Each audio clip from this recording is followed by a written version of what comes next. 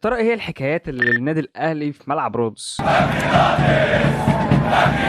سنة 1991 كانت أول مباراة للنادي الأهلي قدام الترجي في تونس، المباراة اللي انتهت بالتعادل 0-0، وفي نص نهائي 2001 قابله وتعادل الأهلي 1-1، التعادل اللي كان بطعم الفوز لأن هو اتأهل بسبب الجون اللي سجله في تونس. وفي 2007 فاز الترجي 1-0 على الأهلي، نفس نتيجة مواجهتهم في سنتين 2010 و2011 واللي برضه انتهوا بنتيجة 1-0 للترجي على الأهلي في تونس. بس اللقاء اللي فعلا عمل السمعة دي للأهلي في رودس هو نهائي 2012 واللي فاز فيه الأهلي 2-1 في تونس بعد تعادل الأهلي 1-1 في القاهرة، ومن وقتها والأهلي كعبه عالي في الملعب ده، الملعب اللي قدر يفوز فيه على الترجي في 2015 في الكونفدرالية 1-0، وفاز فيه بعد كده في 2017 2-1، وفي دور المجموعات 2018 فاز الاهلي 1-0 برضه في رودس قبل ما يخسر 3-0 في النهائي. الماتش ده كان نهائي بس ما قدرش يصلح سمعة رودس قوي لان الطبيعي اصلا انك تكسب في ملعبك. وكمان بعدها الاهلي لعب في 2021 سيمي فاينال في رودس فاز 1-0، وبرضه في نص نهائي 2023 فاز 3-0 ملعب رودس، ودي اكبر نتيجة